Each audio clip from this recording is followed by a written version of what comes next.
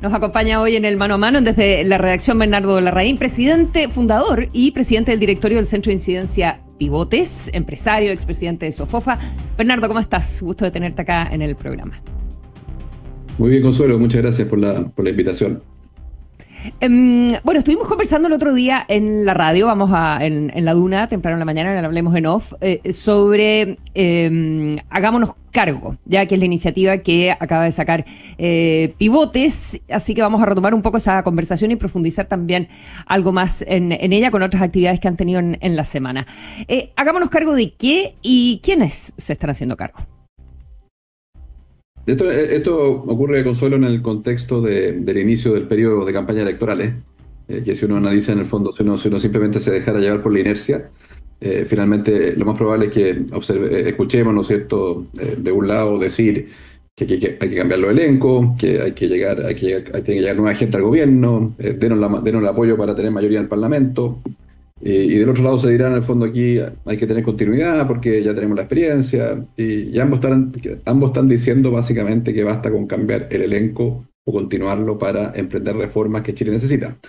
Y eso básicamente ignora que hay problemas de funcionalidad de, por así llamarlo, el sistema operativo, el marco regulatorio, el marco institucional que establece las reglas, los procedimientos, los incentivos, para que las personas dentro del Estado, dentro de la política, funcionen, digamos. O sea, que no es solamente voluntad, no es solamente la calidad de las personas que están en el espacio público, son también las reglas, instituciones, marco regulatorio, por así decirlo, el sistema operativo, el que hoy día está, por así decirlo, entorpeciendo el funcionamiento del Estado, el funcionamiento del sistema político. Entonces el llamado es, se inicia el periodo electoral, hagámonos cargo de estos temas, contribuyamos con un grano de arena a que estén presentes en el debate político electoral, que estén presentes en las campañas, en los programas de gobierno, y básicamente nos referimos a tres cosas: la institucionalidad. Claro, pública, eso te iba a decir, porque cuando tú hablas de sistema operativo, en el fondo son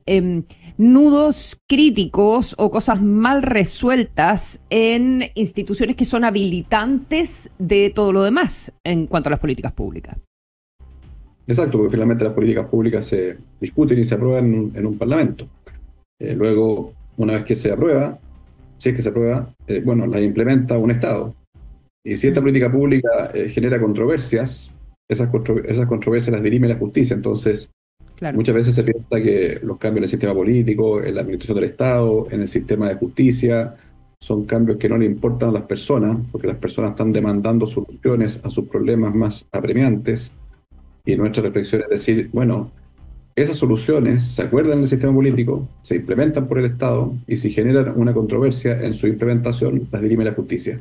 Y si esos tres espacios funcionan mal, porque su marco regulatorio está obsoleto, es disfuncional, o no tienen los incentivos para colaborar, por ejemplo, en el sistema político, bueno, esa solución no va a llegar. Uh-huh. Y en ese sentido, cuando hablamos del Parlamento, hablamos del Estado y hablamos de la justicia, ¿los diagnósticos no están un poco ya o no estaban compartidos a estas alturas cuando ya hemos pasado por dos procesos constitucionales, por ejemplo, comisiones de expertos, etcétera? ¿O había diagnósticos que faltaba por realizar o por profundizar? No, yo creo que es muy cierto lo que tú dices. Yo creo que los diagnósticos estaban. No solamente los diagnósticos, sino que las propuestas de política pública, si uno se va a ejercicios previos, partiendo por un mega ejercicio como fue el que hizo la Comisión Experta del segundo proceso constitucional, que estuvo integrada por personas desde el Partido Comunista hasta el Partido Republicano, ahí está el diagnóstico, están muchas de las propuestas, un ejercicio previo que se hizo por parte de 4 centros de pensamiento, Centro de Estudios Públicos, Libertad de Desarrollo, Chile 21 y Espacio Público. Transversales, también hicieron un set de propuestas, por ejemplo, para modernizar el régimen de empleo público. Entonces, diagnósticos están, incluso las propuestas están. Lo que falta es la atracción, el tratar de contribuir a conectar estos temas con la ciudadanía, con los candidatos, para que para ellos haga sentido para la ciudadanía por un lado y para el candidato que le habla a la ciudadanía, que diga, mira, yo podría fácilmente decir que aquí mis 2 ejes centrales van a ser combatir la inseguridad y activar el empleo. Y lo voy a hacer simplemente por mi mera voluntad, porque yo soy una persona va a llegar al gobierno y va a cambiar las cosas. Bueno, hay que desafiarse a contribuir con esa candidata o candidato para que le haga sentido a su electorado hablar de estas otras cuestiones, explicarle, señora, señor, usted efectivamente me está pidiendo a mí combatir la inseguridad, activar el empleo. Yo le quiero decir que yo no tengo teclas directas que dice seguridad, empleo. Esto está mediado por un parlamento, está mediado por una administración pública. Si las personas que están en la administración pública no les puedo evaluar el desempeño, ¿cómo voy a lograr que sean las mejores las personas que estén? ¿Cómo voy a lograr si no tengo las mejores personas tener un servicio para usted que sea bueno, que reduzca las listas de espera? Entonces, reducir las listas de espera no es el que no se hayan reducido las listas de espera en salud, no es solamente ausencia de voluntad o liderazgo, también hay trabas regulatorias que hay que desamarrar. En el caso del Estado, vayamos por parte y luego también quisiera ver de qué manera de verdad podría conseguirse que estos asuntos permeen hacia las campañas políticas. Partiendo por el Estado, entonces tú mencionabas lo del empleo público, que es rígido, que no necesariamente están las mejores personas. Hay un problema con la carrera funcionaria también en ese sentido. Y otro factor que plantean es cómo diferenciar entre los cambios de elenco que llegan con los gobiernos y la administración pública, las personas que deberán ser más permanentes y con mejor capacidad técnica y mayor conocimiento del Estado. Sí, sobre empleo público, efectivamente, tú repasaste bien los temas y en esto hubo total consenso. O sea, todos dijimos que el modelo de empleo público estaba totalmente desactualizado, que era rígido, que no regulaba todo el ciclo de vida, desde la contratación a la desvinculación, que no incentivaba una evaluación de desempeño eficaz. Eso creo que es ampliamente compartido. Así como también es totalmente compartido, ¿no es cierto?, que hay la separación entre lo que es el funcionario de confianza política que llega con el gobierno y lo que es la administración pública permanente, totalmente tenue. Hay un área gris ahí que básicamente implica que son miles las personas que cambian cuando llega un gobierno. En los países desarrollados son 50, 60, incluso en países como Singapur. Entiendo que la única designación política es el ministro. Desde el subsecretario para abajo son profesionales. El subsecretario es como el gerente del ministerio. Y el gerente tendrá que ser el mejor gerente, así como ese gerente puede que en otro momento esté gerenteando una empresa y tiene las mismas competencias para gerentear un ministerio. El ministro es la designación política. Y hay una cultura tan establecida que ese ministro respeta al funcionario público. No sé si ustedes vieron la serie Borgen, habían ministros políticos, en fin, y siempre había un Pepe Grillo al lado diciéndolo, esto no se puede hacer, o esto sí. Piensa usted las moscas famosas del contrato de compraventa de la casa de la familia Allende, la venta que se le hace al Estado. ¿Dónde estaban esos funcionarios públicos que saben exactamente lo que se puede y no se puede hacer? Esos que pusieron la mosca, yo no estoy diciendo que sean buenos, medianos o malos, digamos, pueden ser personas profesionales muy buenas, pero hay una experiencia acumulada que solamente te puede estar en el funcionario público permanente que ha sido evaluado en su desempeño, que eventualmente en esta área del Estado no andaba bien y lo trasladaron a otra área del Estado, que tuvo oportunidades de desarrollo. Eso no ocurre hoy día con el rígido estatuto administrativo de Chile.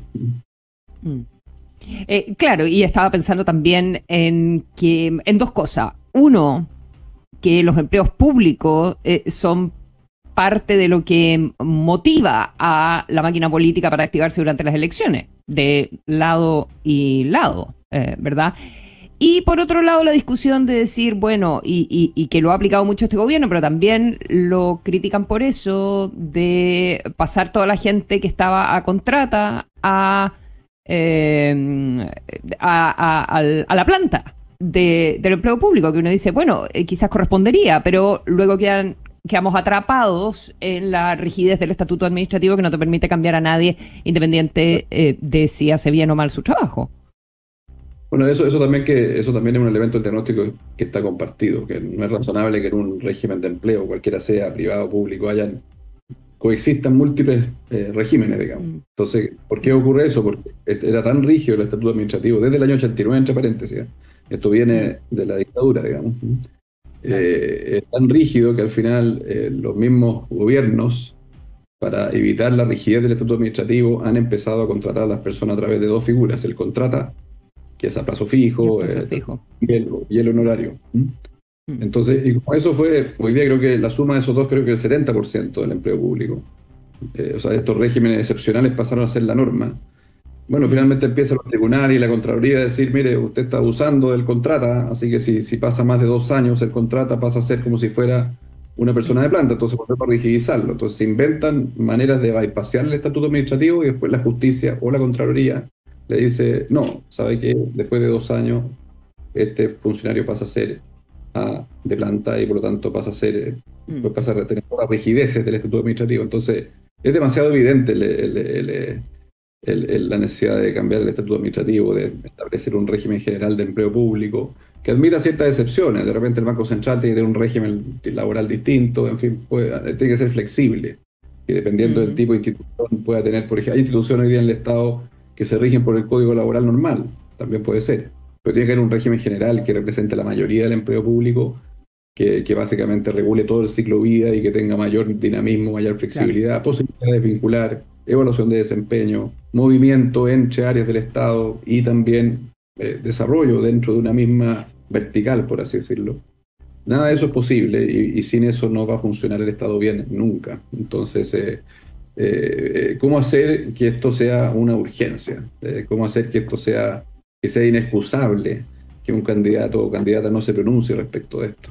¿Cómo hacer que cuando esa candidata o candidato dice que yo simplemente por mi liderazgo y voluntad voy a despedir a 200.000 funcionarios que no tienen buen desempeño, cómo decirle, mire, eso se dice siempre y nunca se hace porque hay demasiada rigidez en el marco regulatorio? Lo trató de hacer el alcalde de Santiago y tuvo que revertir la decisión, digamos. Consideró que había un área que estaba sobredotada, intentó racionalizarla y no pudo. Entonces no es, insisto, por supuesto que el liderazgo es importante, la voluntad es importante. El área de género era ese, ¿verdad?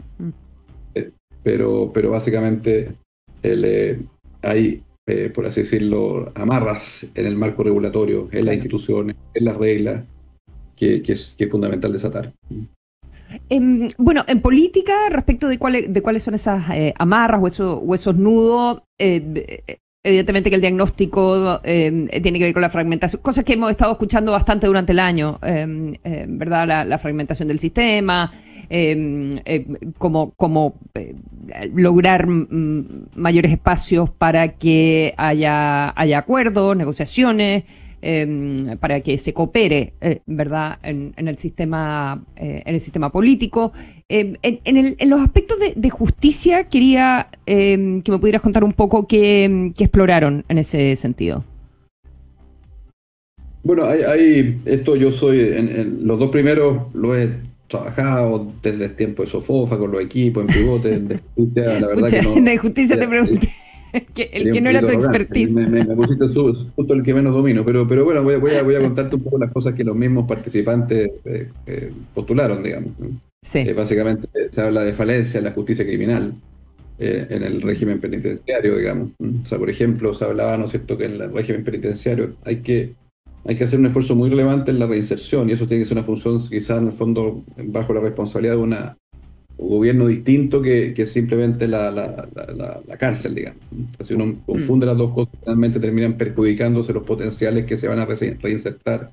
Entonces hay cosas de ese tipo, hay en el fondo el cumplimiento de penas, por ejemplo, también se hablaba de que hubiera un sistema especial para cumplir las penas, digamos, de toda esta cosa de las prisiones preventivas, en fin, el sistema de nombramiento, eso también salió como muy claro, fuerte y de hecho muy contingente con el caso Hermosilla, en fin, cómo se nombran los jueces, y eso también hay bastante consenso. Hubo una propuesta bastante integral en la comisión experta nuevamente, que lideró Hernán Larraín, pero reunió un apoyo transversal de todos. Entonces, nuevamente, los temas están, pero ¿cómo logramos hacer un cambio en el sistema de nombramiento de jueces? El tema de los ¿Y cómo se logra entonces lo que tú dices? ¿Cómo tú mismo lo planteaste como pregunta? ¿Cómo se puede lograr que en las candidaturas que están a la vuelta de la esquina, entonces estos temas se tomen en consideración, se tomen en cuenta? Porque tampoco es que todos los expertos que participaron en esta iniciativa, de hagámonos cargo, no es que todos estén de acuerdo en que estas son necesariamente las prioridades tampoco. Bueno, efectivamente, nosotros decimos que este es un punto de partida. Aquí en cada una de las tres cosas, justicia, política y Estado, Hay cuatro reformas que no necesariamente eran exactamente lo que cada uno de los 21 que participaron las hubieran postulado, como las cuatro prioritarias. Y eso Claro. totalmente, y nos interesa este debate. O sea, Alexis Cortés, que participó, que valorizó la iniciativa, dijo: a mí hay una que no me gusta, que es el umbral, no creo que sea la bala de plata. Y eso ya es deseable. O sea, que se produzca un debate sobre, nosotros planteamos estas cuatro reformas como una especie a modo de activación del debate. Bueno, y que aparezca Alexis Cortés diciendo: me parece fundamental la discusión, comparto el diagnóstico, creo que cambia el sistema político, creo que el instrumento del umbral no es la bala de plata que se presume. Lucas Sierra, por ejemplo, en el encuentro que hicimos en la Universidad de Portales, dijo que lo más relevante era terminar con los pactos. Entonces, eso es lo que queremos hacer, que se active la discusión. Y si el candidata o candidato pone un set de reformas sustantivas que son distintas a las cuatro que nosotros propiciamos, bien, el punto es que no se omita. Y que no pase para la cosa voluntariosa de que simplemente todas las cosas van a cambiar porque él o ella va a ser gobierno. Entonces, ¿y cómo se hace? Yo creo que contribuyendo, en el fondo, muchas veces estos ejercicios técnicos terminan en un documento Claro. con muchas propuestas, en fin, y nosotros no hicimos un documento. Hicimos una plataforma que siempre hemos dicho que se llama hagámonoscargoschile.cl, que siempre hemos dicho que es el punto de partida. Y ojalá que se produzcan muchos debates como el que hizo Alexis Cortés, como el que tuvimos el miércoles en la UDP. Esto, en el fondo, la idea nuestra es decir: hoy día fuimos 21, en la UDP hubieron 50 personas, siempre fue con ese sentido: sigamos conversando con el mundo técnico sobre esta materia y vayámoslo sumando. E instémoslos a que no solamente pongan en un paper lo que ellos piensan hay que hacer en empleo público, sino que hagan incidencia. Si tienen un espacio para escribir una columna, bueno, dedíquenla a ello. Si tienen un espacio para emplazar a un candidato o candidata, háganlo. Entonces, es simplemente la acumulación de esfuerzos desde la sociedad civil a emplazar a los candidatos de buena forma que, por favor, en esta oportunidad no omitamos. O sea, Chile no resiste otro ciclo electoral donde se omiten estas reformas sustantivas. Y creo que hay un piso ciudadano mayor que otras veces. Y eso no sé si muchas veces lo ven los políticos que están realmente muy encerrados, ¿no es cierto?, en el Parlamento. Pero la gente está viendo lo que pasó, ¿no es cierto?, lo que está pasando en el empleo público. Y está viendo que ese aumento de empleo público no está redundando en mejores servicios. Y eso causa cierta irritación. Un ejemplo distinto: la gente sabe, ¿no es cierto?, que el Transantiago hay un 40% de personas que no pagan. Y eso lo paga, lo financia finalmente el 60% que sí paga. Las licencias médicas, las personas que van todos los días al trabajo les causa una irritación. Entonces, hay elementos, obviamente, que le indigna lo que se observó con el caso de Hermosilla, de cómo se nombran los jueces, etcétera, etcétera, etcétera. O sea, que lleve 15 años una reforma de pensiones sin aprobarse, también lo indigna. Entonces, de repente hay un presupuesto de los liderazgos, de la elite, de decir: oye, eso no es viable, no toquemos ese tema porque la gente no va a ser rentable electoralmente. Claro. Partamos por las cosas fáciles, ganemos popularidad primero y después hacemos las cosas difíciles. Eso es un presupuesto equivocado. Porque en el fondo, en muchos países se han producido disrupciones políticas con discursos totalmente que si uno hubiera hecho el análisis antes, hubiera dicho: este discurso es totalmente impopular. Sin embargo, Lo lograron que llegar pasa a es que parte importante de todo lo que tú planteas tiene que ver con la política misma. Entonces, con la política en términos de, ok, ¿cuáles son los empleos públicos que hay en la... Y no quiero ser peyorativa al respecto, pero hay que ser realista.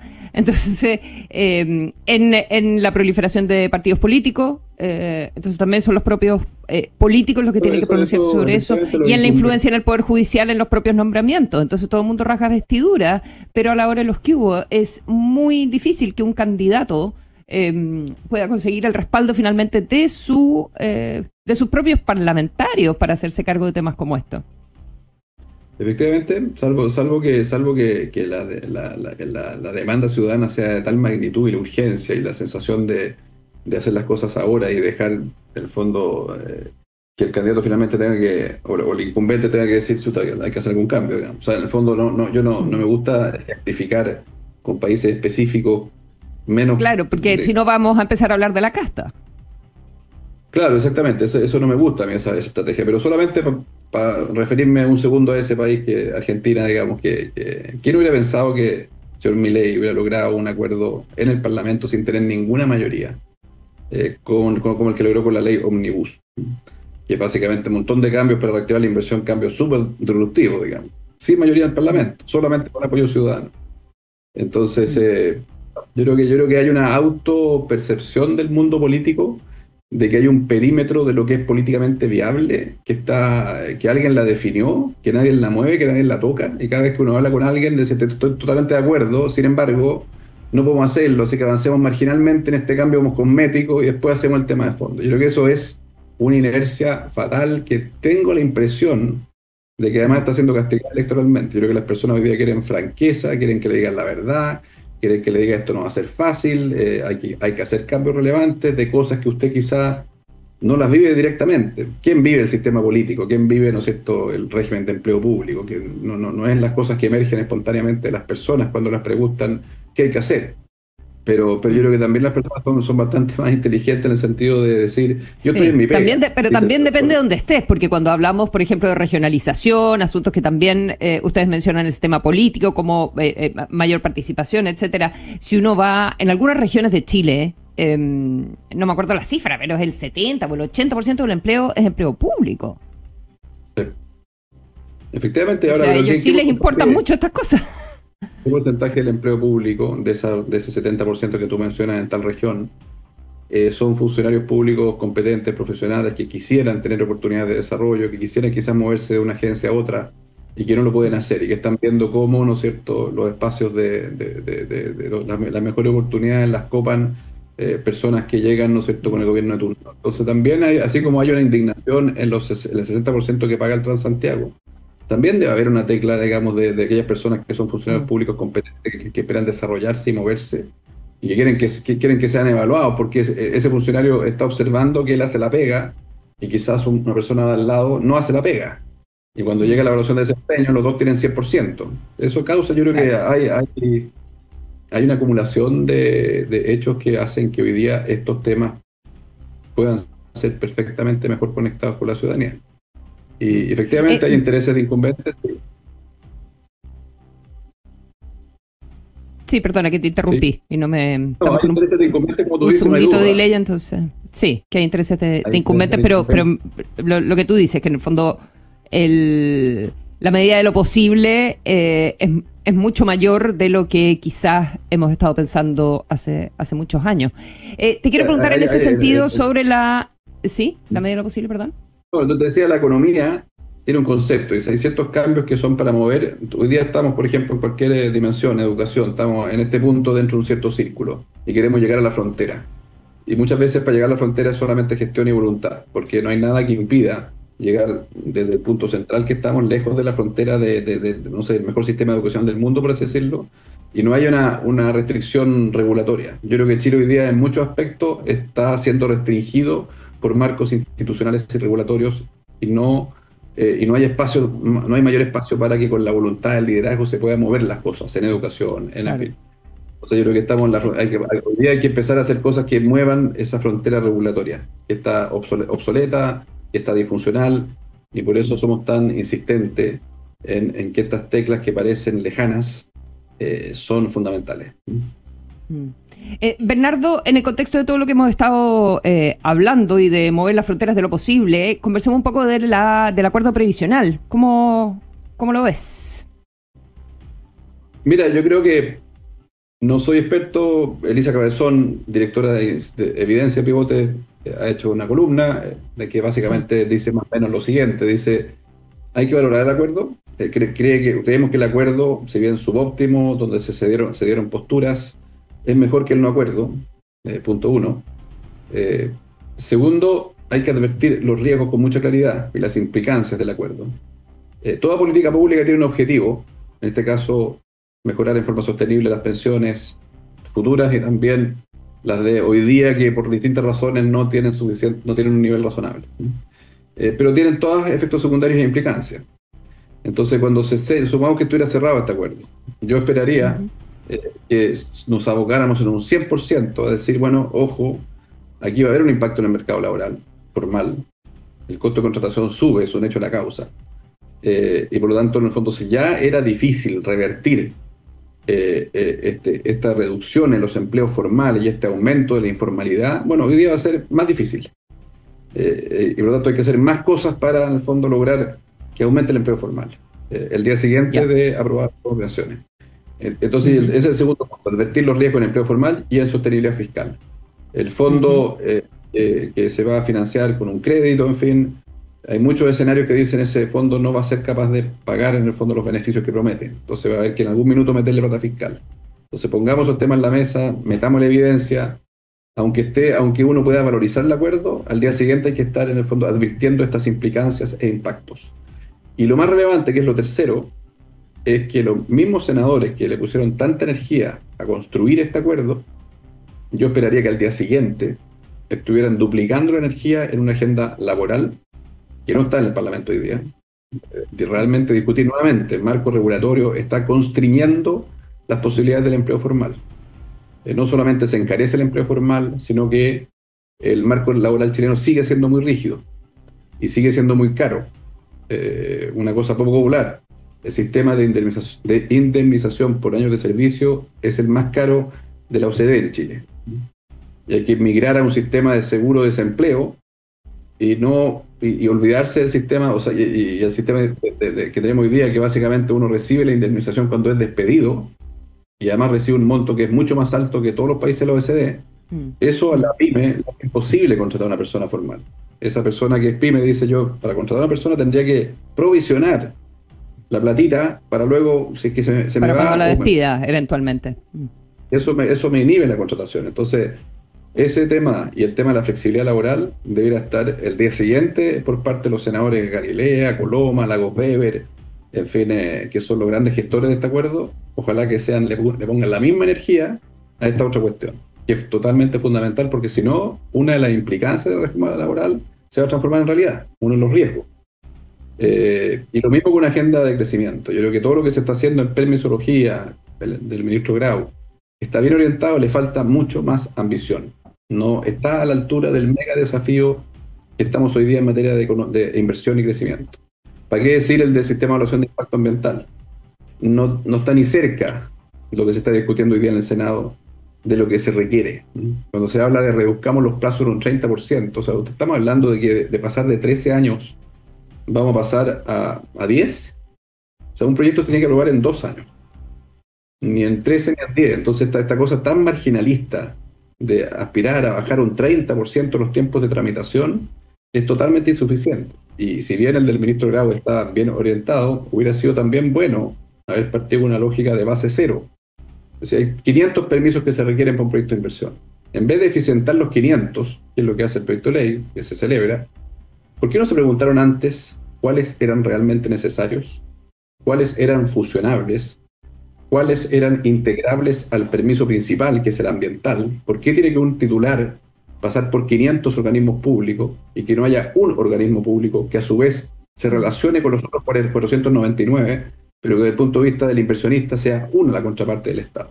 Entonces le falta mucha ambición a la discusión económica y es más relevante hoy día después del acuerdo, si es que hay acuerdo de pensiones.